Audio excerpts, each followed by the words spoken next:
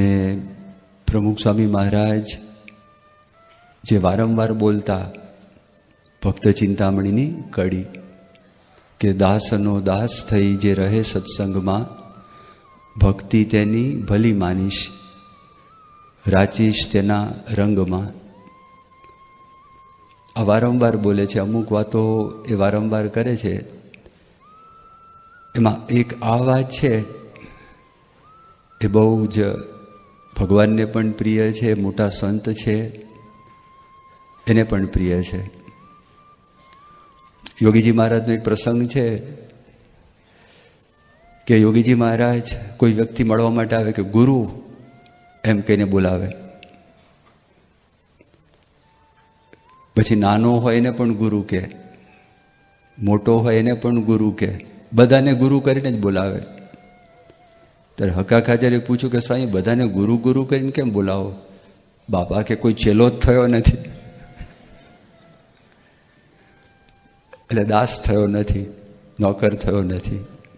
સ્વામી ગમત કરતા હતા, પણ મંદિરમાં બધા સેવા કરનારા તો છે જ, અને સેવા કરતા હોય તો પણ એમણે એવું જણાવ્યું કે એમને દાસપણું ગમે છે, એમને સેવકપણું છે એ ગમે છે.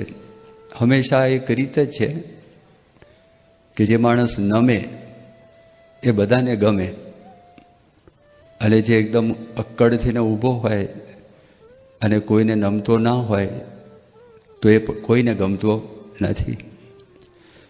પણ આપણે સમજવું પડે કે દાસ એટલે શું.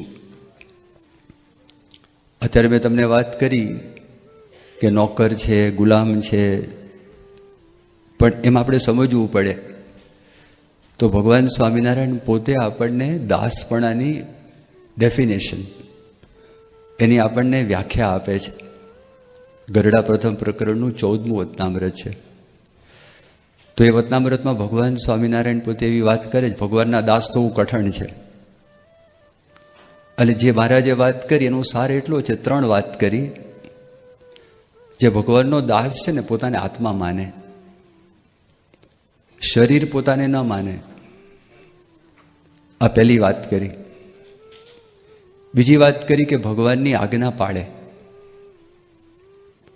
અને ત્રીજી વાત કરી પોતાના જે સ્વામી છે એમને જે ભોગવવાના પદાર્થ છે એ ભોગવવાની ઈચ્છા પોતે રાખે નહીં. 3 વાત કરી. એક તો પોતાને આત્મા માને, આપણે દેહ અને આત્મા અલગ છે એવું માને. પછી બીજી વાત કરી, આજ્ઞાનું પાલન કરે.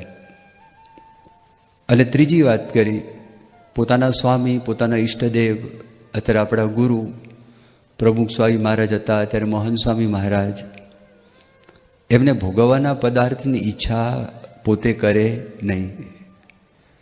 આ 3 વાના હોય એને દાસ કહેવાય.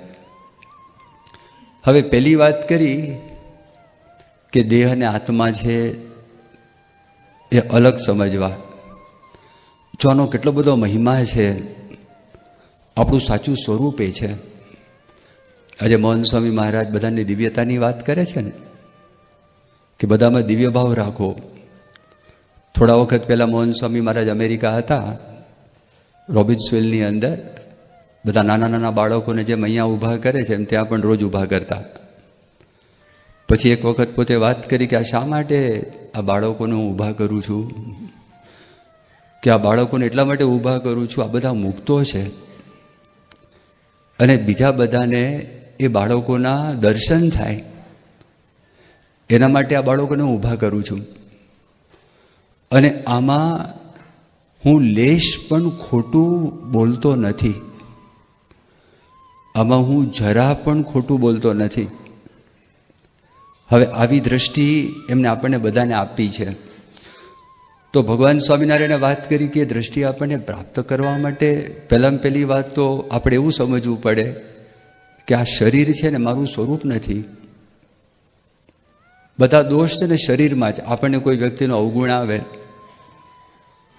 તો અવગુણ દેખાય છે શું? આપણને શરીર દેખાય છે. એ બોલે એ દેખાય, એ દેહ કરીને ક્રિયા કરતો હોય દેખાય, એના જે અમુક સ્વભાવ પ્રકૃતિ આપણને દેખાય, એ જ અવગુણ છે ને બીજા અવગુણ કયા છે? તો આંખે કરીને આપણને તો શરીર દેખાય છે, કોઈનું મન તો આપણને દેખાતું નથી. એ જે શરીરમાં દોષ રહ્યા છે, એટલા માટે સ્વામિનારાયણ ભગવાન આપણને ફર્સ્ટ સ્ટેપ આપણને એ સમજાવે છે કે you are a soul, you are a atma with a body, but not a body with a soul, but not a body with the atma. જો બેમાં ફરક છે. You are basically a soul with a body. તમે આત્મા છો, આપણે આત્મા છીએ, શરીર ધારી છીએ આપણે. આત્માને ભગવાને શરીર આપેલું છે, ઊંધું નથી.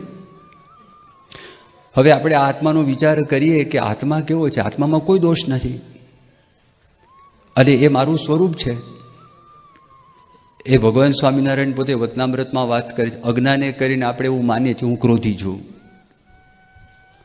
અજ્ઞાને કરીને આપણે એવું માનીએ હું સ્વાદી છું, અજ્ઞાને કરીને આપણને એવું લાગે છે હું માની છું, લોભી છું, ક્રોધી છું. આપણને અજ્ઞાને કરીને આપણે આવું માનીએ છીએ. ગરડા મધ્ય પ્રકરણનું 12મું વચનામૃત.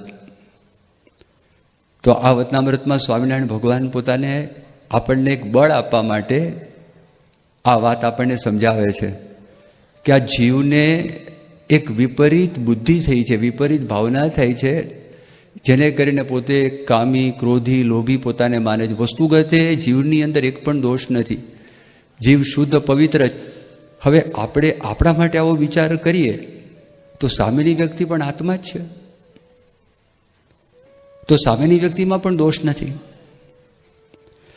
એટલે ભગવાન સ્વામિનારાયણ બીજી પણ વાત કરે છે કે અમે શા માટે તમને આત્માની વાતો કરીએ છીએ. અમે તમને આત્માની વાત એટલા માટે કરીએ છીએ કે આપણે શરીરની અંદર પ્રીતિ, શરીરમાં પ્રેમ મટી જાય. અમે તમને એટલા માટે આત્માની વાત કરીએ છીએ કે સગાવાલામાંથી પણ પ્રીતિ મટી જાય. અને અમે તમને એટલા માટે આત્માની વાત કરીએ છીએ કે ભગવાનની અંદર આપણને મનુષ્ય ભાવ ના આવે. ગરડા મધ્ય પ્રકરણનું 57મું વચનામૃત, 55મું વચનામૃત. આ વચનામૃતમાં ભગવાન સ્વામિનારાયણ આપણને એક અતિ અદ્ભુત વાત કરે છે, સુખી થવાનો રસ્તો બતાવે છે. અને શ્રીજી મહારાજ એવી વાત કરે છે કે દાસનું પહેલું લક્ષણ આ છે કે દેહ અને આત્મા છે એને અલગ માને, એને અલગ સમજે. આ વાતની દ્રઢતા જો ભગવાન સ્વામિનારાયણ પોતે એમના પરમહંસોને કરાવતા.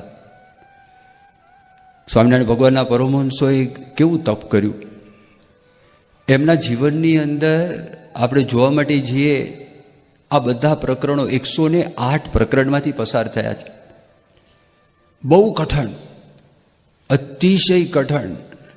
આપણા ભેજામાં બેસે નહીં, મગજમાં બેસે નહીં કે તમારે એવા સ્થાનની અંદર જઈને રહેવું જ્યાં કૂતરાનો અવાજ પણ તમને સંભળાય નહીં.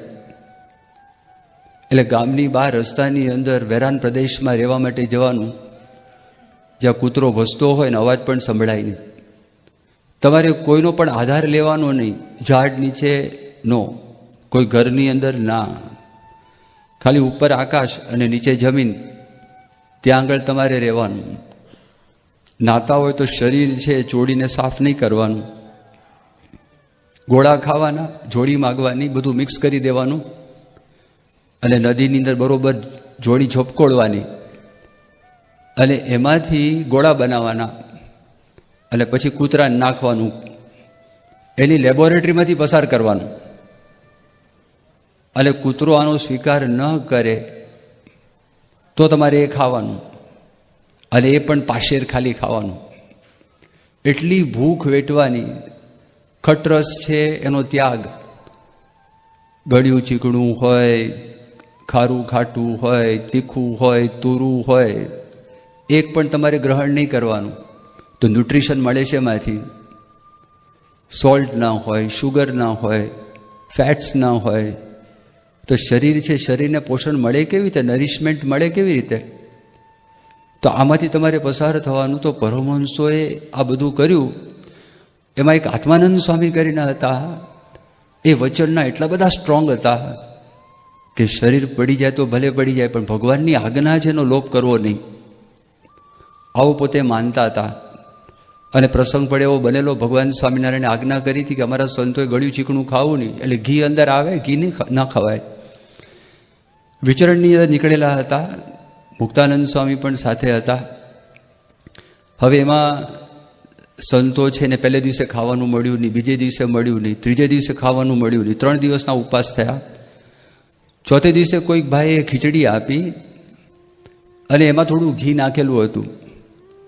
અને જેવા પંગતની અંદર બેઠા અને પહેલો કોળિયો લેવા માટે આત્માનંદ સ્વામી ગયા ને ઘી છે એની સુગંધ આવી અને કીધું આ તો ઘી ગંધાય છે. એમની લાક્ષણિક ભાષામાં અનીડો ઘી ગંધાય છે.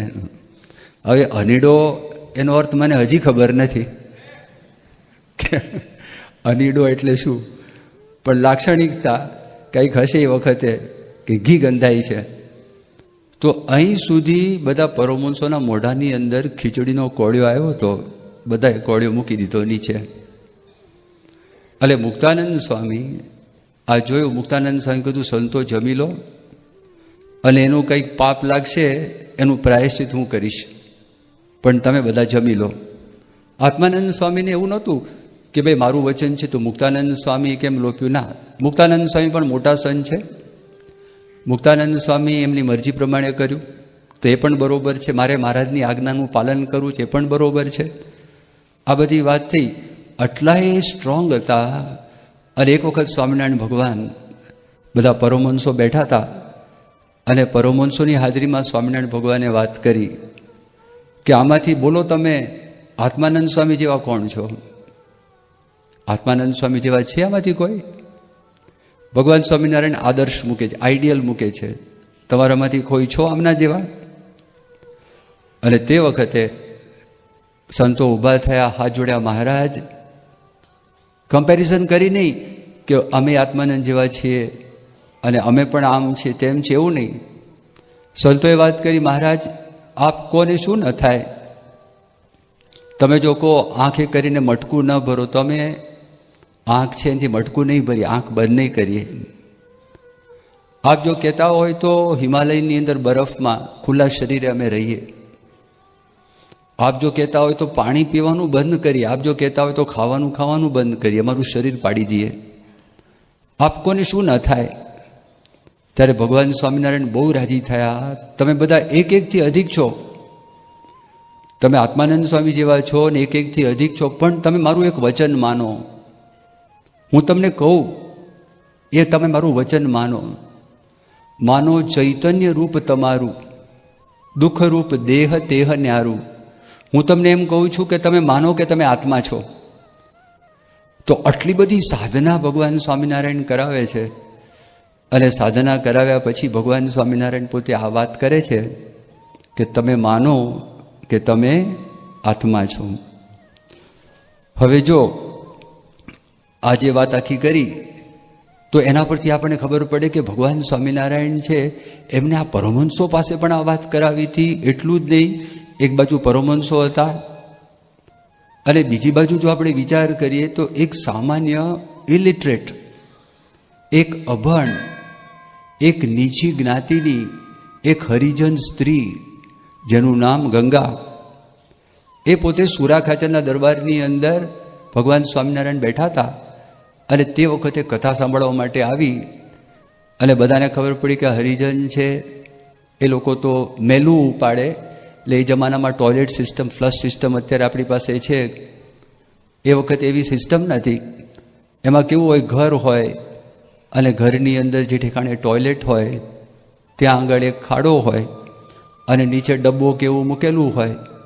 એટલે ડબ્બામાં મળ પડ્યો હોય તો સવારના પોરમાં બધા ડબ્બા લઈ જાય અને નદી ઉપર જાય ને આ બધું ત્યાં આગળ ધોઈ કાઢે ને સાફ કરે. અથવા તો કોઈ પશુ મરી ગયું હોય તો એને દોરડું બાંધીને ખેંચી જાય અને જે સ્થાનમાં પશુને દાટવાનું હોય અથવા બીજી વિધિ કરવાની બધું કરે. આ બધું કામ કરતા હોય. અને તે વખતે શ્રીજી મહારાજે જોયું કે આ બધા બહેનોને અહીંયા ગમતું નથી. ત્યારે શ્રીજી મહારાજે વાત કરી કે તમારા દરબારની અંદર આ લોકો આવે અને તમારા દરબારમાં કોઈ ઢોર મરી ગયો હોય તો એને ખેંચવા દો કે ના દો? હા મહારાજ, અમે એને ખેંચવા દઈએ. તો અત્યારે કથામાં આવીને બેઠા તો શું વાંધો? શ્રીજી મહારાજની દ્રષ્ટિ આત્મા સામે દ્રષ્ટિ હતી. એટલા માટે શ્રીજી મહારાજને આદર હતો. તો એવો એક હરિજનનો છોકરો આવી સભાની અંદર આવ્યો અને મહારાજ એમને પૂછ્યું કે લા તું છું કોણ? અત્યારે અમુક શબ્દો કેવા છે આપણે બોલાય નહીં, કારણ કે સરકાર એની ના પાડે છે. દાખલા તરીકે હબસી લોકો છે, તો હબસી લોકો બ્લેક. અમેરિકામાં તમે જાઓ તો આફ્રિકન અમેરિકન શબ્દથી જ બોલાવાય, પણ પહેલા શબ્દો કયો વાપરતા? નિગ્રો વાપરતા. તો આ શબ્દો બોલાય નહીં. આ શબ્દો બોલીએ તો શું થાય? તકલીફ ઊભી થાય. એમ એવી રીતે આપણા દેશની અંદર પણ અમુક શબ્દો કેવા છે બોલાય નહીં. ધારો કે ઢેઢ શબ્દ છે ને, હરિજનની અંદર પણ બહુ જ નીચી જ્ઞાતિના હોય ને ઢેઢ શબ્દ વાપરે. ઓલો બિચારો છોકરો હતો, તે છોકરાને તું કોણ છું? કે હું તો ઢેઢ છું. ત્યારે શ્રીજી મહારાજે વાત કરી, તું નથી, હું તને કહું તું બોલ, તું આત્મા છું, આત્મા છું, આત્મા છું. 5 વખત બોલ. એને 5 વખત બોલાવ્યો, પછી કીધું કે તું કોણ છું? બોલતો કે હું તો ઢેઢ છું. એને 10 વખત બોલાવે, તું બોલ, તું કોણ છું? એમ કે તું આત્મા છું. 10 વખત બોલાવ્યું, ભાઈ હું તો ઢેઢ છું. 100 વખત બોલાવ્યું. જસ્ટ ઇમેજિન ધ શ્રદ્ધા ઓફ શ્રીજી મહારાજ.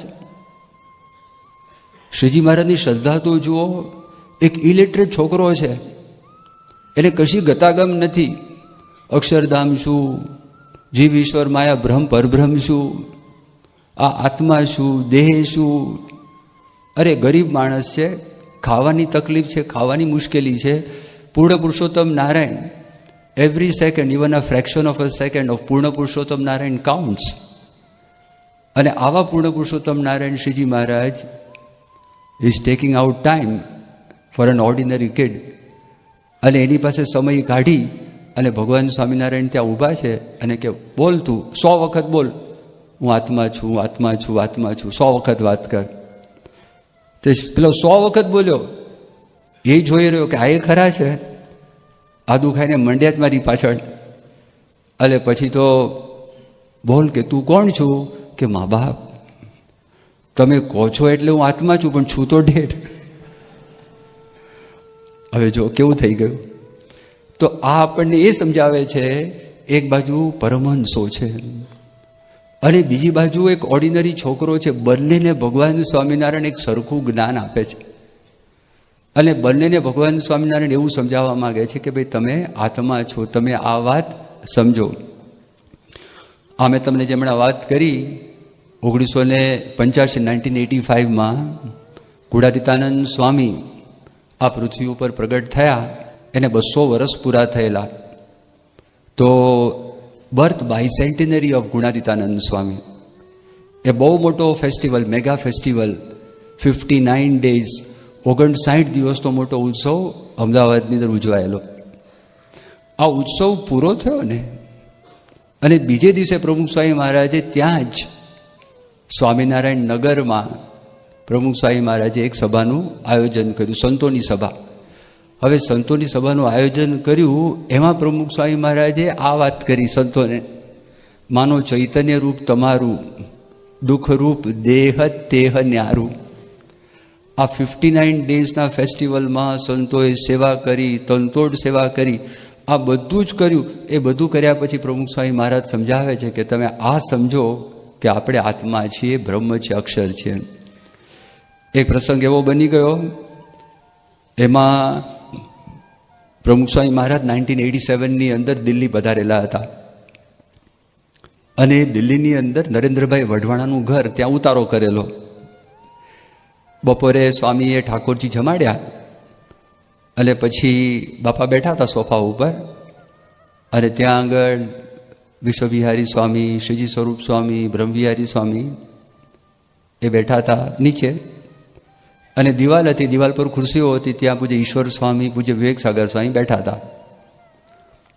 બપોરે જમીને આવ્યા અને બ્રહ્મવિહારી સ્વામીએ વતનામૃત ખોલ્યું, કારણ કે તે વખતે બપોરે જમ્યા પછી વતનામૃતનું નિરૂપણ કરવાની એક ટ્રેડિશન હતી, પ્રણાલિકા હતી. એટલે વિશ્વવિહારી સ્વામી ઈશારો કરે કે બંધ કર, આ વતનામૃત ના ખોલ, કારણ કે બોલ બાપાને ઊંઘવાનું મોડું થાય અને આ બધો જમ્યા પછીનો ટાઈમ, એટલે ઈશારો કરતા હતા. બાપા ઈશારો જોઈ ગયા. આ તો બહુ શાર્પ ને પ્રમુખ સ્વામી મહારાજ. આ મારી નજર કરે ને બધું ખબર પડી જાય. બાપા કે શું છે? ત્યારે તો બોલાય નહીં. બાપા કે વાંચો.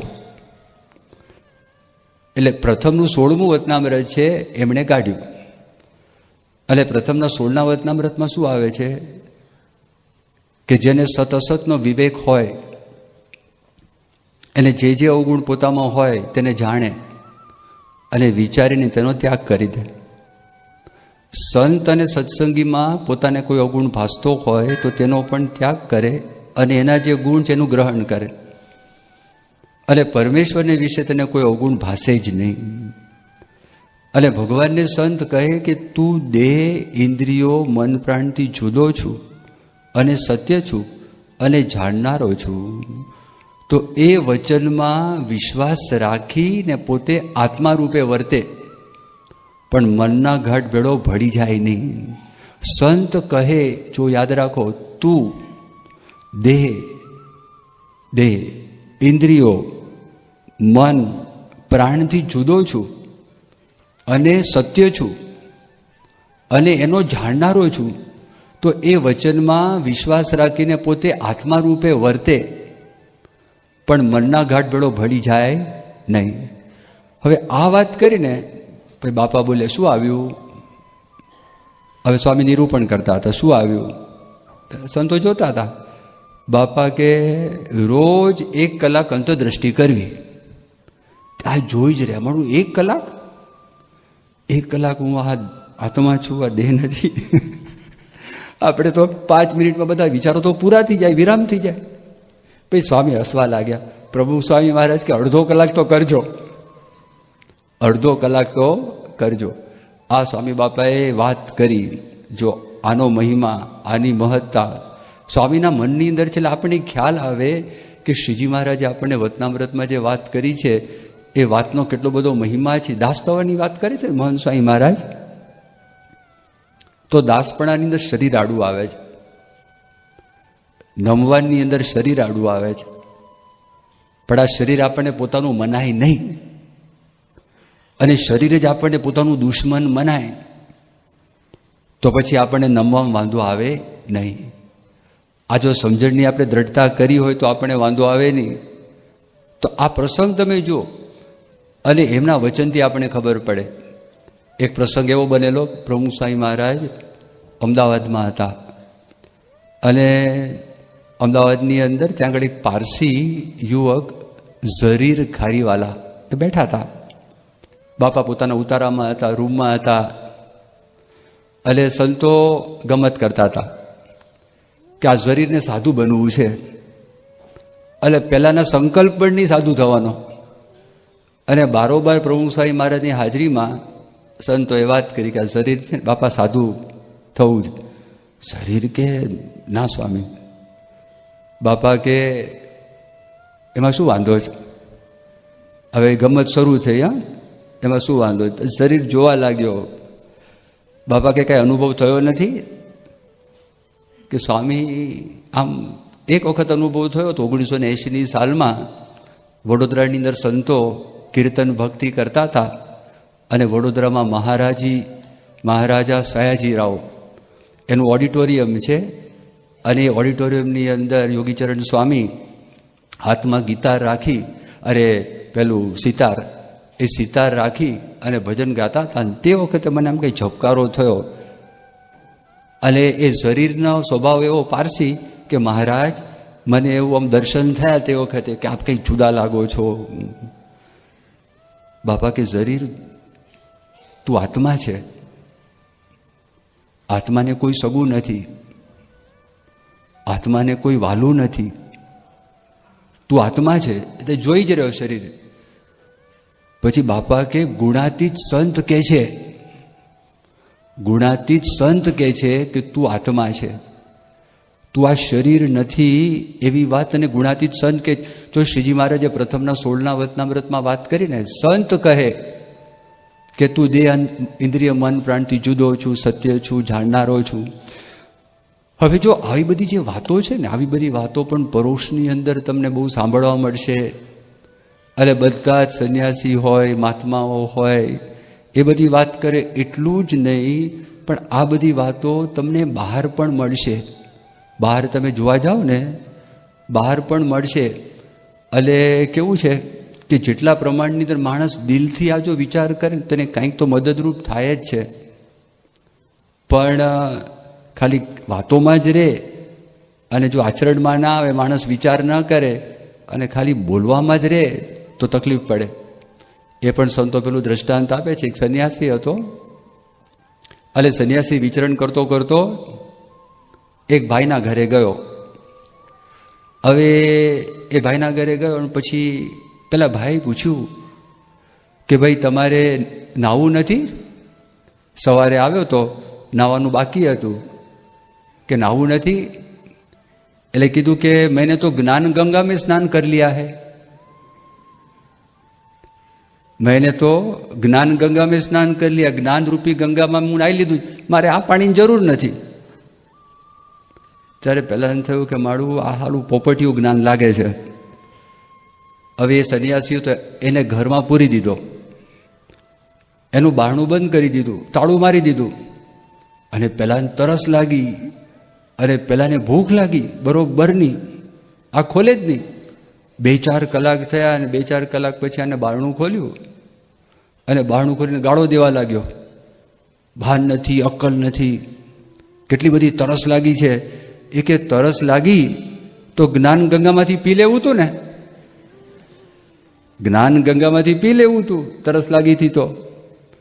હવે જો વાતો કરવાની અંદર જ્ઞાનની મોટી મોટી વાતો કરે, પણ આ પ્રસંગે તકલીફ પડે. પણ આ વાતની દ્રઢતા એ આપણને ક્યારે થાય? જ્યારે આપણને ગુણાતીત સંત મળે અને એમનું જીવન આપણે જોઈએ ને તો આપણા જીવનની અંદર આ વાત છે ધીરે ધીરે આવે છે. ભગતજી મહારાજ હતા, આમ દરજી હતા, પણ ભગતજી મહારાજ એવું બોલતા કે જેમ તલવાર અને મ્યાન, આપણે મ્યાનમાં તલવાર નાખીએ ને એ બે અલગ ખખડે છે, બે સેપરેટ છે. અને તમે આમ હલાવો ને તો ખબર પડે. જો એકદમ ટાઈટ ન હોય જમાનામાં તો તલવાર જેમાં નાખો તમે શીથ, તલવાર જેમાં નાખો સોર્ડ, તો એ જે છે ને મ્યાન કહેવાય. તો તલવાર અને મ્યાન જેમ અલગ ખખડે એમ ભગતજી મહારાજ કે મારો આત્મા ને દેહ અલગ ખખડે છે. આમ દરજી જ્ઞાતિના હતા, પણ જો ભગતજી મહારાજ ઉપર ગુણાતીતાનંદ સ્વામીની કૃપા થઈ તો ક્યારેય પણ ભગતજી મહારાજ દેહ રૂપે વર્ત્યા જ નથી. હંમેશા આત્મા રૂપે, બ્રહ્મ રૂપે જ વર્ત્યા જ, હંમેશા ગુણાતીત રૂપે જ પોતે વર્ત્યા છે. જો ગુણાતીતાનંદ સ્વામીની દ્રષ્ટિ કૃપા એમના પર થઈ હતી, એમને કોઈ આંચ આવી નહીં, કોઈ વાંધો આવ્યો નહીં. યોગીજી મહારાજના જીવનમાં એવો પ્રસંગ બન્યો કે યોગીજી મહારાજને જે પેઢું હોય ને તો પેઢાની અંદર પરું થઈ ગયું હતું, એબ્સેસ થઈ ગયું હતું, પાકી ગયું હતું. એટલે ત્યાં ગોંડલમાં એક ડૉક્ટર હતા અને ડૉક્ટરને બતાવવા માટે ગયા અને ડૉક્ટરે કીધું કે આ તો બહુ પાકી ગયું છે અને મારે દબાવી અને બધું પસ છે કાઢી નાખવું પડશે. હવે અડે તોય દુખે, બહાર ગાલ ઉપર પણ દુખે. એટલે પછી અંદર આંગળી નાખી યોગી મહારાજ કે તમે કાઢો તો દબાવી અને આમ પરુની શેર નીકળે ને. યોગી મહારાજ એક પણ શબ્દો બોલ્યા નહીં. ડૉક્ટર વિચારવા પડી ગયા, આ કંઈ કશું બોલતા નથી. એટલે પૂછ્યું કે સ્વામી તમને કોઈ દુઃખ થયું નહીં? યોગીજી મહારાજ કે આત્મનિષ્ઠામાં દુઃખ ક્યાંથી? આત્મનિષ્ઠાની અંદર દુઃખ ક્યાંથી? પ્રભુ સ્વામી મહારાજ બોચાસણની અંદર હતા અને બોચાસણમાં એક ભાઈ આવ્યા અને બહુ ગાળો આપી. એટલી બધી ગાળો આપી તો વિવેકસાગર સ્વામી ત્યાં હતા. વિવેકસાગર સ્વામીને થયું કે આ કંઈક કહી દઈએ આપણે આને અને બોલીએ. બહુ એવા પ્રસંગો થયા છે. આ તો નક્કર માલ, 24 કેરેટ ગોલ્ડ.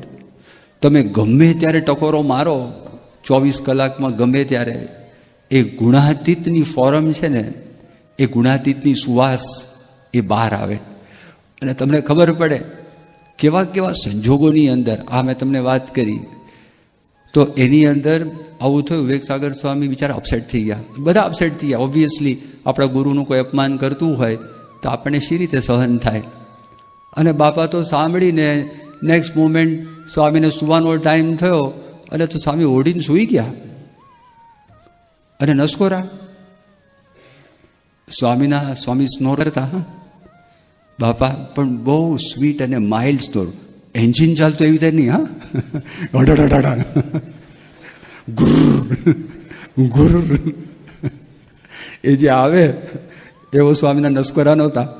અને સ્વામીનું સ્નોરિંગ બહુ જ માઇલ્ડ, એકદમ તમને ગમે સાંભળવું. તો બાપા તો સૂઈ ગયા. અને વિવેકસાગર સ્વામી સુવા માટે ગયા. વિવેકસાગર સ્વામી કે હાલી મને ઊંઘ જ ના આવે, આ જ વિચાર આવે, શું સમજે છે એના મનમાં પેલો માણસ? બાપાનો કોઈ વાંક નથી, અને વાંક હોય તો વિવેક રાખવો પડે. અને વાંક કોઈ દિવસ ગુણાતીત સંતનો હોય જ નહીં, કોઈ સંજોગોમાં ના હોય. એ 24 કલાક ભગવાનની ઈચ્છા મુજબ કરતા હોય, મરજી મુજબ કરતા હોય, ક્યાં વાંક આવવાનો હતો? પણ પછી જોવા માટે ગયા બાપા શું કરે છે. તો ધીરે ધીરે રૂમ ખોલીને બાપા તો ઘસઘસાટ સૂતા હતા. એટલે સવારના પોરમાં વિવેકસાગર સ્વામી બહુ ઓનેસ્ટલી પ્રામાણિકપણે વાત કરી, બાપા હાલી મને તો ઊંઘ જ ના આવી, આખી રાત હું ફર્યા કરતો તો આ વિચારમાં આપને કેવી રીતે ઊંઘ આવી? બાપા કે આપણે આત્મા છે એવો વિચાર કરે ને દુઃખ ના લાગે. આપણે આત્મા છે એવો વિચાર કરે, આપણે જો કરીએ તો આપણને દુઃખ ના લાગે, લેશ પણ આપણને દુઃખ લાગે નહીં. એવા બધા અપમાનો પ્રભુ સ્વામી મહારાજ એમને ગોલબ્લેડરની પણ થાપો હોય ને, તો થાપામાં એક બહુ મોટી ગાંઠ થયેલી. પ્રભુ સ્વામી મહારાજે એનું ઓપરેશન મુંબઈની અંદર કરેલું. અને કર્યા પછી એક હરિભક્તની ઈચ્છા હતી. પરમાનંદભાઈ પટેલ પ્રભુ સ્વામી મહારાજ એમના ઘરે ઉતરેલા હતા. હવે એમના મનમાં એમ થયું કે મારા મિત્રને બોલાવું. ઘણા મિત્રો હતા, એમાંથી એક હતા જરા ઠીક નહોતા, અને એ આવ્યા. પ્રભુ સ્વામી મહારાજ તો આરામ, he was recuperating after the operation. કોઈ માણસ બીમાર હોય ને, આપણે ખબર અંતર પૂછવા માટે જઈએ કે ભાઈ કેવું છે, સારું લાગે. આ તો એકદમ બેઝિક જેન્ટલમેન હોય ને, એ ખબર અંતર પૂછવા માટે જાય. આ માણસ, એ વ્યક્તિ એક બહુ જ મોટા ઓફિસર, અને ઇન્ડિયાની ગવર્મેન્ટની અંદર એક વખત પોતે મિનિસ્ટર પણ હતા, સેન્ટ્રલ ગવર્મેન્ટમાં મિનિસ્ટર પણ હતા, અને બહુ મોટા ઓફિસર હતા, એક વખત IAS ઓફિસર હતા. હવે એ એકદમ આવ્યા ને પ્રમુખ સ્વામી મારું તો અપમાન કરવા લાગ્યા કે તમે આમ કરો છો, તમે તેમ કરો છો, તમે ફલાણું કરો છો, ઢીકણું કરો છો. એક તો એવી વાત કરી કે તમે 34 ફૂટ લાંબી ગાડીમાં ફરો છો. એટલે આ સંતો સાથે તાલે 34 ફૂટની ટ્રક હોય ને, ટ્રક એની જે પેલું આવે ને, હવે આમ ચેસીસ છે, એકચ્યુઅલી ફ્રેન્ચ વર્ડ છે, એનો રિયલ ઉચ્ચાર મને આવડતો નથી. હા, ના, જે ચેસીસ છે ને, એ ચેસીસ આખું એ ફ્રેન્ચ વર્ડ છે, પણ એનો સ્પેલિંગમાં CHAISIS. એ ચેસીસ, ટ્રકની ચેસીસ પણ એટલી નથી. અને આ માણસ ગાડીની વાત કરે, એટલે મિથ્યા આક્ષેપો બધા અને જાત જાતનું બોલ્યા. તો એક સંત હતા, એકદમ ગરમ થવા જતા હતા. બાપા ઈશારો કર્યો, બાપા કે શાંત થઈ જાઓ, આપણને કશું થતું નથી, કાંઈ કરતા કાંઈ જ નહીં. બાપા શાંત રહ્યા. પરમાનંદભાઈને પણ દુઃખ થયું, અને હું ક્યાં લઈ આવ્યો, મોટો માણસ, કાંઈ બોલાય નહીં, કશું કરાય નહીં.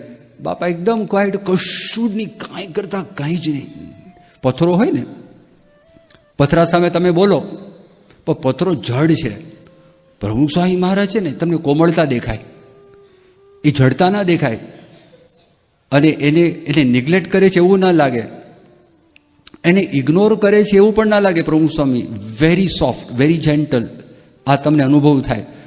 અને પછી થયું તો એવું ક્લાઇમેક્સ, 2 વર્ષ પછી એ માણસ, he was no more a minister, he was no more an officer. Pramukh Swami મહારાજ નાઇરોબી હતા 1988.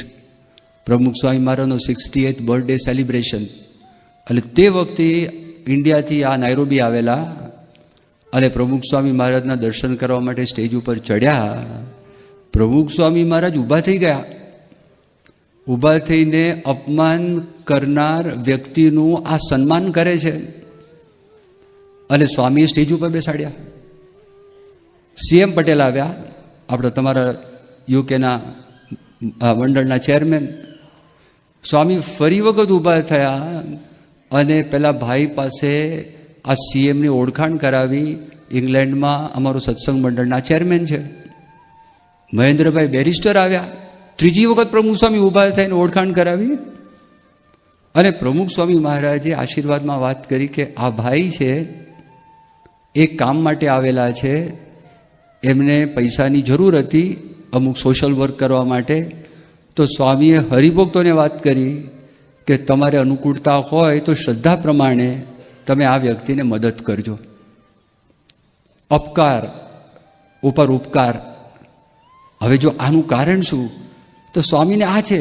હરકિશનભાઈ મહેતાએ પૂછ્યું, એ વ્યક્તિ ચિત્રલેખાના એડિટર હતા, કે તમારી કોઈ નિંદા કરે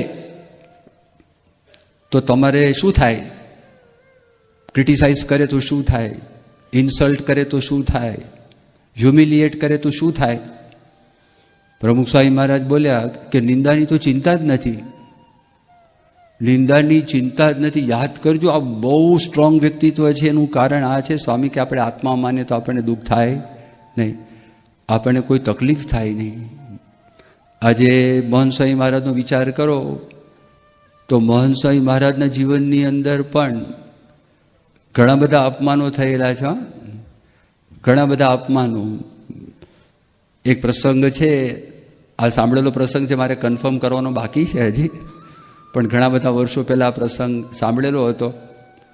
પછી ફરી વખત મેં એમને પૂછ્યું નથી કે સ્વામી આવો પ્રસંગ બન્યો હતો, પણ હું તમને નામઠામ પણ નથી એટલા માટે કહેતો, પણ નામઠામ તમને કહું તો તરત ખબર પડી જાય કોણ હશે, શું હશે, કેવી રીતે હશે. પણ ગુજરાતના એક ટાઉન, એમાં મહંત સ્વામી મહારાજની ગાડી જતી હતી. અરે ત્યાંથી એક જુલુસ નીકળેલું. હવે એ જુલુસ નીકળ્યું હતું એટલે પ્રોસેશન હતું કોકનું, અને એ જુલુસની અંદર બધા હોય, નાના હોય, મોટા હોય, બાળકો હોય. મહંત સ્વામીની ગાડી એકદમ સ્લો ડાઉન થઈ ગઈ, કદાચ ઓલમોસ્ટ 2 માઇલ્સ કે 2 કિલોમીટર્સ પર આવર એટલી ધીમી ધીમી જતી હતી. અને પછી ઓલમોસ્ટ સ્ટોપ થઈ ગઈ, કારણ કે ગળદી બહુ હતી. એમાં એ જુલુસમાં એક બાળક એ કંઈક આગો પાછો થતો હતો, એ પડ્યો અને પાછળના ટાયર ઉપર એ આમ પડ્યો. ગાડી તો બંધ હતી એટલે કોઈ પ્રશ્ન હતો નહીં. આ બધા માણસો એવા અકળાયા, તો જે મહંત સ્વામી મહારાજ આગળ બેઠા હતા એની બારી ખોલાવડાવી અને મહંત સ્વામીના માથા ઉપર ટપલીઓ મારવાનું શરૂ કર્યું. અને પછી સાથે જે બેઠા હતા બધાએ રોક્યા, અને એ શહેરની અંદર આપણા એક હરિભક્ત હતા, જરા સ્ટ્રોંગ હતા, અને કીધું કે ભાઈ આ બધા સંતો કેવા પ્રકારના છે, ક્યાંથી આવે છે, આ બધી વાત કરીને થોડું ઠંડુ પડ્યું, ટાઢું પડ્યું. પણ એક પણ વાત આમના મનની અંદર નહીં. અને તમને જો યાદ હોય તો ગઈકાલે પૂજ્ય આત્મસ્વરૂપ સ્વામી એક પ્રસંગ કયો તો, એ પ્રસંગ સાચો પ્રસંગ છે, અમદાવાદનો જ પ્રસંગ. અને એમાં મહંત સ્વામી મહારાજ અને ડૉક્ટર સ્વામી આ બંનેને એક હરિભક્ત, એમને એકચ્યુઅલી એવો પ્રસંગ હતો, અમદાવાદથી દાસ જ ગયેલા, એકાદશીનો દિવસ હતો, આ લોકોને ઉપવાસ હતો, અને ત્યાંથી કન્ટિન્યુઅસ ફાયરિંગ શરૂ કર્યું, એકદમ કન્ટિન્યુઅસ ફાયરિંગ શરૂ કર્યું. ખાલી પ્રશ્ન એવો થયો હતો કે doctor Swami was made the મહંત ઓફ અમદાવાદ મંદિર, વિચ હી ડિડન્ટ લાઇક. એટલે પ્રમુખ સ્વામી મહારાજનું રિટર્ન કાગળ આવેલો હતો, અને કાગળમાં કીધેલું કે doctor Swami is not going to be only the mahant of this temple but also the kothari of this temple, 2 in 1. અને એમની આગળ જે એક હતા, એક નાના સ્વામી કરીને હતા, તો કોઈ અપોઇન્ટમેન્ટ થયેલી નહીં, પણ એ હરિભક્તની સાથે પ્રેમ હતો. તેમને મનમાં એમ થયું કે મને પૂછ્યા વગર આ કામ કેમ કર્યું. એટલે પછી તો એ દાસજની અંદર નાના સ્વામી હતા, તો એમની પાસે મળો, એને મળવા માટે જાઓ. આ બંનેને ત્યાં આગળ આખી ચલાવી ગાડી, અને કહ્યું એક પણ શબ્દ નહીં, અને બંને આવીને શાંતિથી સૂઈ ગયા. એકદમ કાંઈ જ નહીં, કોઈ પ્રશ્ન જ નહીં, કોઈ તકલીફ જ નહીં. એનું કારણ આ વાતની દ્રઢતા. એટલે પહેલી કઈ વાત કરી, દાસપણાની વાત કરીએ તો દાસપણામાં ભગવાન સ્વામિનારાયણ કે ધ ફર્સ્ટ લક્ષણ, ફર્સ્ટ કેરેક્ટરિસ્ટિક, દેહ અને આત્મા એ અલગ માને અને અલગ મનાય.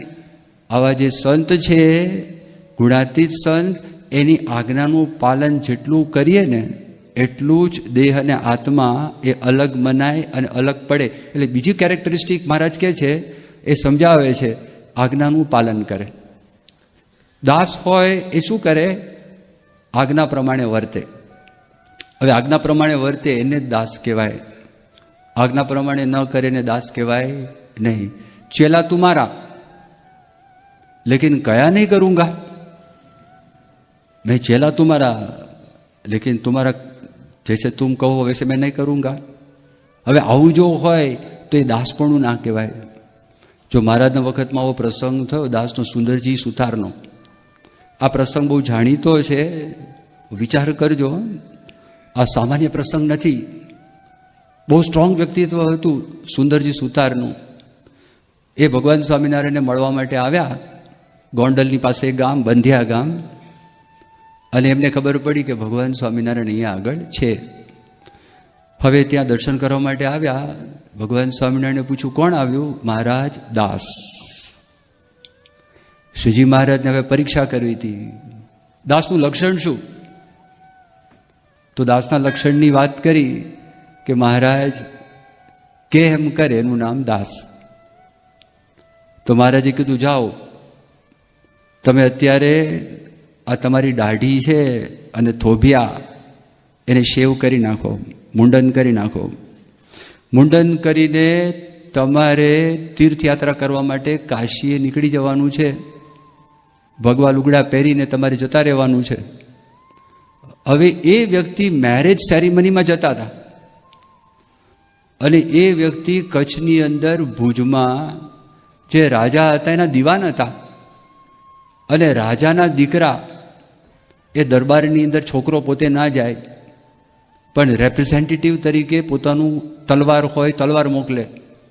એને ખાંડું કહેવાય. એને લઈને સુંદરજીભાઈ એના જ્યાં આગળ લગ્ન થવાના હતા ત્યાં જતા હતા. અને રસ્તામાં ખબર પડી સ્વામિનારાયણ ભગવાન અહીંયા આગળ છે ને દર્શન કરવા માટે આવેલા. હવે marriage ceremony he is a main person who is representing that boy and the king. હવે એને જ ભગવાન સ્વામિનારાયણ એમ કહે છે કે તમે આ બધું મુંડાઈ નાખો અને મુંડન કરી અને હવે તમે હવે તીર્થયાત્રા કરવા માટે કાશીની યાત્રા કરવા માટે નીકળી જાઓ. અને નીકળી ગયા. આ જો ટફ છે. દાસ થવું ને અઘરું છે. ભક્ત થવું ભગવાનના છે ને. ભક્ત થવું ભગવાનના છે જો કઠણ કામ. સુખ સર્વે શરીરના કરવા જોઈએ હરામ. ભક્ત થવું ભગવાનના છે જો કઠણ કામ. સુખ સર્વે શરીરના કરવા જોઈએ હરામ. આ કરી નાખ્યું એમણે. અને પછી તો મુક્તાનંદ સ્વામી વાત કરી મહારાજ તમે આ શું કર્યું?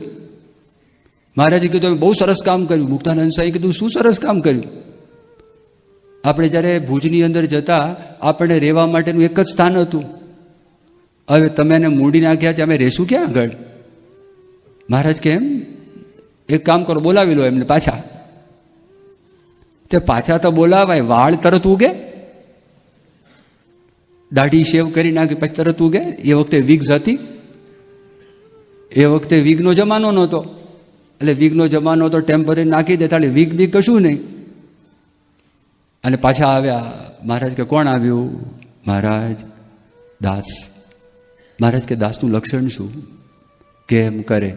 મહારાજ કે કપડાં પાછા પહેરી લો. એટલે તમારે તો કેવું સહેલું છે ભાઈ, આ કરવું કેવી રીતે? પણ સુંદરજી સુતારે કે હા મહારાજ હવે જાઓ તમારું પ્રોસેશનમાં જાઓ. મહારાજ કે પણ તમે કહેશો શું? આ મુંડન કેમ કરાવ્યું? કોઈ માણસ મરી જાય ને ત્યારે મુંડન કરાવે. હાડું અપશુકન કહેવાય. અને આ તો તમે મેરેજ સેરેમનીમાં જાઓ છો તો બની ઠરીને જવાનું, એના બદલે તમે હાલું મુંડન કરાવીને મોકલો છો. મહારાજ હું તો મારી રીતે કહી દઈશ, માનતા રાખી હતી કે મારા ગુરુને મળવા માટે જવું ને તમારું આ મેરેજ સેરેમની આ નિર્વિઘ્ન રહે એના માટે મારે વાળ મુંડાવા. અમને વાંધો નથી, અમે કરી દઈશું. એમ કરીને ધડાકો કર્યો એમણે તો. પણ જો આજ્ઞાનું પાલન કર્યું, આ દાસનું લક્ષણ. યોગીજી મહારાજ જો એક વખત આજ્ઞા કરે, આજ્ઞાનું પાલન કરે, પણ તમારે કન્ટિન્યુઅસ યર્સ એન્ડ યર્સ સુધી આજ્ઞાનું પાલન કરવું ને એ ખરા દાસ. યોગીજી મહારાજને શાસ્ત્રીજી મહારાજે વાત કરી કે તમારે હરિભક્તોની સરભરા કરવી. શાસ્ત્રીજી મહારાજ કીધું, મારે ફરી વખત યોગીજી મહારાજને કહેવું જ પડ્યું નથી કે તમે હરિભક્તની સરભરા કરો. બસ ફરી વખત મારે કહેવું પડ્યું નથી કે તમે સરભરા કરો. 40 વર્ષ સુધી એ સરભરા કરી. ત્યાગવલ્લભ સ્વામી છે ને, યોગીજી મહારાજને રાજી કર્યા, પણ બહુ વિચાર કરજો, આ આજ્ઞાનું પાલન કર્યું. આ બધા સદગુરુ સંતો શાંતિથી બેઠા છે ને, અંતરની અંદર અખંડ શાંતિ છે. શાંતિની અંતરની અંદર આનંદના ઉભરા આવે છે. તમે ફાઉન્ટન જુઓ છો ને, મ્યુઝિકલ ફાઉન્ટન દિલ્હીમાં, ગાંધીનગરનું વોટર શો, દિલ્હીનો વોટર શો, એ જે ફોર્સથી ફુવારો ઉપર જાય છે ને, એવું ફાઉન્ટન સ્પ્રિંગ બહુ ફોર્સથી આનંદના ફુવારા અંતરમાં છૂટે છે આ લોકોને. એનું કારણ આ છે. One of them is Tyagvallabh Swami. Tyagvallabh Swami શું કર્યું? આજ્ઞાનું પાલન. કંપાલાથી ગયેલા અને કંપાલાથી જઈ અને ત્યાગવલ્લભ સ્વામી મુંબઈમાં આવ્યા. અને મુંબઈની અંદર એક જ વાત યોગીજી મહારાજે કીધું, તમારે રસોડું સંભાળવાનું છે. એક સ્ટવ પણ પેટાવેલો નહોતો, પણ જો આ આજ્ઞાનું પાલન, સ્ટવ પેટાવ્યો નહોતો કે હું કેવી રીતે રસોઈ બનાવીશ, મને કેવી રીતે કેટલું મીઠું નાખવું, કેટલું મરચું નાખવું, શું વઘાર કરો. આપણે છે ને વઘારની સ્પેશિયલ હિન્દુમાં, ગુજરાતીની અંદર આ લોકો આપણને વેજીટેરિયન કહે ને, કે વેજીટેરિયનમાં તમારે ખાવાનું શું, કશું મળે નહીં. પણ એ એક વઘારવાળું ખાય ને તો ઓહો, આ તો અદ્ભુત છે. અને એટલું અનકોટ તમારો જુએ તો દીવાનો થઈ જાય, તો ગાળો થઈ જાય કે ઓહો આટલી બધી આઈટમ છે તમારે, ચાલ અમારે ત્યાં આવી આઈટમ નથી. ત્યાગવલ્લભ સ્વામીને કોઈ પ્રશ્ન જ નહીં. શરૂ કર્યું. 60-70 સંતો હરિભક્તો આવે, હરિભક્તોનું ધ્યાન રાખે, તેને ખાટું ભાવે એના માટે એ બનાવે, મોડા માટે મોડું બનાવે, તીખાવાળા માટે તીખું બનાવે. એ સવારના 4 વાગે જાગી જાય, રાત્રે 12 વાગે આરામ કરે, બપોરે આરામ હોય નહીં. ઊભા ને ઊભા અમે 18 કલાક સુધી પ્રમુખ ત્યાગવલ્લભ સ્વામીને ઊભા રહેલા જોયા છે. પ્રમુખ સાંઈ મહારાજ પધારે, યોગી બાપાના વખતમાં અમને ખ્યાલ નહીં, અમે નાના હતા. પ્રમુખ સાંઈ મહારાજ પધારતા, મહિનો કે 20 દિવસ રોકાય. એ ત્યાં ફર્સ્ટ ફ્લોર, દાદર મંદિર, અક્ષર ભવન એ જોયા હોય, એ ત્યાં જ ફરતા હોય. કોઈ દિવસ પહેલાં ખાધું નથી, જે વધે એ જ ખાવાનું, બીજું કશું જ નહીં. આ આજ્ઞાનું પાલન કર્યું, એમાં વચનામૃત આવી ગયું, સ્વામીની વાતો આવી ગઈ, જીવન ચરિત્ર આવી ગયા, પારાયણો થઈ ગઈ, કથા વાર્તા થઈ ગઈ. તમે એમને પ્રવચન કરવાનું કહો તો પ્રવચન તમને ખાસ મળે નહીં, અને બોલે પછી તો એમાં પણ બધું સારું સારું આપણને મનન, ચિંતન, નિરૂપણ એ બધું એમને ત્યાગવલ્લભ સ્વામી કરવા માંડ્યા. એ થાય નહીં, પણ અંતરની અંદર ટાઢક. અને જો આ એમને મન હતું, અહીંયા તમારે ઉત્સવ હતો, અને 1995ની અંદર, એ પહેલાં 1985માં ગુણાતાંશનો ઉત્સવ, અહીંયા CFI હતું. ત્યાગવલ્લભ સ્વામીને પૂછ્યું, ત્યાગવલ્લભ સ્વામી કે મારા મનમાં વિચાર થાય કે હું ત્યાં આગળ જઈને સેવા કરું. તરત એમના મનમાં આ ચાલતું હતું. તો એક પ્રસંગ એવો બન્યો હતો 1973માં. પ્રમુખ સ્વામી મહારાજ એ પોતે સુરતથી આવેલા, સાથે ત્યાગવલ્લભ સ્વામી પણ ભેગા જ હતા, વિચરણમાં જોડાયા હતા. અને જેવા મુંબઈ મંદિરે આવ્યા, બાપા સભામાં બેઠા હતા, અને સભામાં બેઠા હતા, અને સ્વામી એકદમ ત્યાગવલ્લભ સ્વામીને યાદ કર્યા કે ત્યાગવલ્લભ સ્વામી જો અમારી સાથે હતા. જો આમ જોયું તો ત્યાગવલ્લભ સ્વામી ન મળે, અને સ્વામી હસવા લાગ્યા. સ્વામી કે ઉપર રસોડામાં સેવા કરવા ગયા હશે. અને પછી બોલ્યા, ત્યાગવલ્લભ એ ત્યાગવલ્લભ, એમને ત્યાગને શોભાડ્યો છે, એને જબરજસ્ત મોટું કામ કરેલું છે. આ એકદમ જ પોતે બોલ્યા. અને એક વખત યોગીજી મહારાજે આજ્ઞા કરી કે તમારે આ કામ કરવાનું છે. એક વખત દર્શન કરવા માટે આવે પૂજા વખતે, અને સેવા કરે. અંતરમાં ટાઢક થઈ ગઈ, અંતરમાં શાંતિ થઈ ગઈ. એ પોતે એવું બોલ્યા કે મને પ્રમુખ સ્વામી મહારાજે એટલું બધું આપ્યું છે, ગજા ઉપરાંતનું આપ્યું છે, ગજા ઉપરાંતનું. મારે બીજી કોઈ અપેક્ષા નથી, મારે કોઈ વસ્તુની જરૂર જ નથી. મેં એક વખત પ્રશ્ન પૂછ્યો તો કે સ્વામી આપે સેવા કરીને શું ફળ મળ્યું? તો એમણે કીધું કે જીવ તો બળને પામે, પણ જગતનો વિચાર જ આવતો નથી. સંસારનો, જગતનો કોઈ વિચાર જ નહીં. Just think about it. આ જે મોટા પુરુષ કરી આપે એ આજ્ઞાનું પાલન, આ દાસ ભાવ, આ નમ્ર ભાવ, બધાને નમે, ત્યાં ગુલાબ સ્વામીની આટલી મોટી ઉંમરથી હવે એમને પેલા ટીચરની તકલીફ છે, બેન્ડ કરવાની ના પાડી છે, પણ થોડા વખત જ પહેલાં એ પૂજા પછી એ બધા જ માળ ઉપર ફરીને જ્યાં જ્યાં સંતો હોય એ સંતોને મળીને ચરણ સ્પર્શ કરવા માટે આવે. આ બધું જ પોતે કરે. એટલે આપણે આ વાત કરીએ છીએ કે બીજી વાત દાસની વાત કરી, એ આજ્ઞાનું પાલન. યોગીજી મહારાજને એક જ વખત કીધું કે તમે આ બધાની હરિભક્તોની સરભરા કરો, તો યોગીજી મહારાજ સરભરા કરતા. બધા બાપુઓ હતા ને દરબાર, અડવાળ, અચારડા, કંથારિયા, ધંધુકા, આ બધા વિસ્તારમાં બધે ફરે. ત્યારે દરબારો કે યોગી બાપા સભામાં કેમ નથી આવતા? શાસ્ત્રી મહારાજ કે તમે છે ને ગરમ ગરમ રોટલીઓ ખાવાનું બંધ કરો તો આવે. આ તમારી રસોઈ બનાવે છે અને ગરમ ગરમ તમને ખવડાવે છે, એ એટલા માટે આવતા નથી. અરે દરબારો વિચારવા પડી ગયા, ખરેખર જોગી એ જોગી, એમના જેવા કોઈ નહીં. આ બધી વાતો એમના મનની અંદર ફિટ થઈ તો આજ્ઞાનું પાલન. વિવેકસાગર સ્વામી એક પ્રસંગ એકદમ કહે છે અને એમાં એમના આંખમાં આંસુ આવી ગયા. કારણ એ હતું 1970માં યોગી બાપા લંડન આવેલા ને, લંડનથી સ્વામી મુંબઈ જવાનું હતું. તે વખતના પ્લેન કેવા હતા? ડાયરેક્ટ ફ્લાઇટ્સ નથી. અત્યારે ડાયરેક્ટ ફ્લાઇટ હોય, તમે અહીંથી ત્યાં જાઓ 8 કલાકમાં પ્લેન પહોંચી જાય. ત્યાંથી અહીંયા આગળ આવો તો 9 કલાક થાય, કારણ કે એક બાજુ ટેલ વિન્ડ આવે, એક બાજુ હેડ વિન્ડ આવે, એટલો ડિફરન્સ પડી જાય. તે વખતે સ્ટોપ કરવા પડે, રિફ્યુઅલિંગ સ્ટોપ કરવા પડે. અમે 1982માં બાપા સાથે આવેલા ત્યારે 16 કલાક થયેલા. એક સ્ટોપ દિલ્હી થયું, બીજું સ્ટોપ કુવૈતમાં થયું, પછી અહીંયા આગળ આવેલા. હવે યોગી બાપાના વખતમાં જતું હતું.